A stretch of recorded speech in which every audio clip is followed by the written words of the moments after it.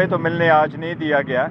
آنے کے لیے خان صاحب کے پاس آئے تھے بٹ آج خان صاحب سے ملاقات کی اجازت نہیں ملی جس طرح لیڈر صاحبان کو نہیں دی. تو یہ ہمیں کہا گیا کہ 6 بندوں کی اجازت تھی, جو 6 آلریڈی جا چکے ہیں تو وہ باقی لوگ نہیں جا سکتے. اینی وے ہماری کوشش تو یہی ہے کہ یہ دوریاں ختم ہو, ہم آگے کی طرف بڑھے, لیکن ہر مرتبہ رکاوٹ کڑی کی جائے گی تو معاملات آگے کیسے بڑھیں گے اور کس طریقے سے بہتر ہونا تو یہ چاہیے کہ عوام کے فیصلے کے آنے کے بعد سارے عدالتی فیصلے سبڈو ہو گئے. وہ ساری عدالتی فیصلے لوگوں نے دیکھے تھے کہ وہ جس تیزی کے ساتھ دیے گئے تھے, جس عجلت کے ساتھ حق ریفیوز کر کے دیے گئے تھے, اس لیے سوری دنیا نے دیکھا ہے کہ اس وقت خان صاحب کا اڈیالہ جیل میں ہونا یہ غیر آئینی اور غیر قانونی ہے.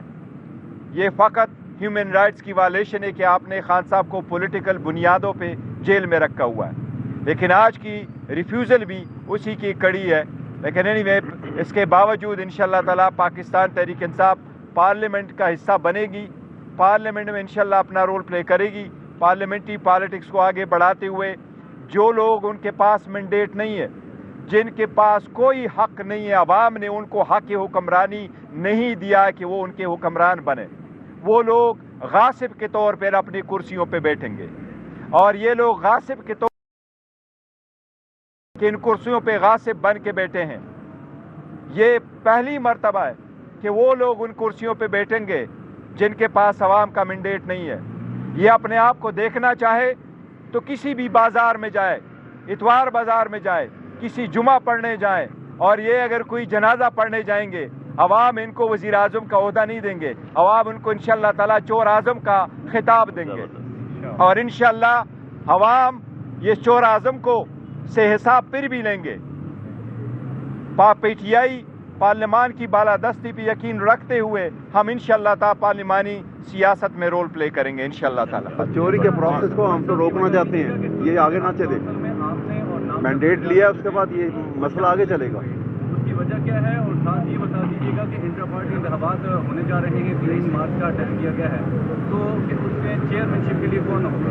دیکھیے پہلی بات تو یہ ہے کہ جہاں آپ نے کہا کہ ہم نے نہیں جمع کر لیے تھے, ہم جمع کرتے رہے لیکن 2-3 نام بیچ میں سے رہ گئے تھے, وہ ضروری نہیں تھے اس پرپس کے لیے ہیں, تو ہم نے نامینیٹ کر دیا تھا اور سبمٹ کر رہے تھے, لیکن آخری وقت میں 1-2 نام ہم نے رکھ لیتے اپنے پارٹی کو پارلیمنٹری لیول پہ بھی ریپرزینٹ کرنے کے لیے, کہ ہم اس لیے رکھیں گے تاکہ ہم اپنے پارٹی کا وہ تشخص پھر بھی کنٹینیو کریں گے. انشاءاللہ تعالیٰ 3 تاریخ کو پاکستان تحریک انصاف کے پارلیمنٹری الیکشن ہوں گے.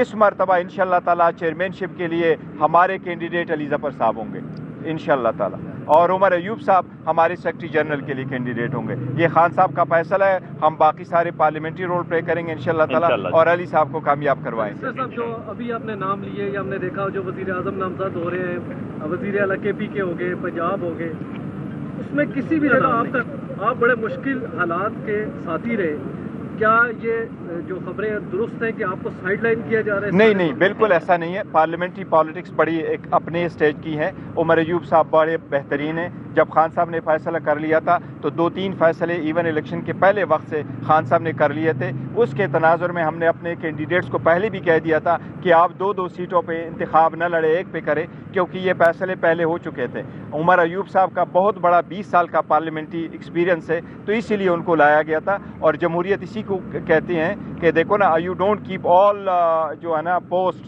وہ اپنے پاس نہیں رکھتے. اور آئندہ کے لیے ہم نے انشاءاللہ تعالیٰ پارلیمنٹری پارٹی کے اپنے رول ہوں گے, اور پولیٹیکل پوزیشن ہے, اگر خان صاحب اللہ کرے جلد سے جلد باہر آ جائے تو انشاءاللہ تعالیٰ پھر پراپر الیکشن دوبارہ کروائیں گے, اور پھر سارے جو پولیٹیکل آفیسز ہیں وہ انشاءاللہ ان لوگوں کے پاس ہوں گے جو ان الیکٹڈ ہوں گے.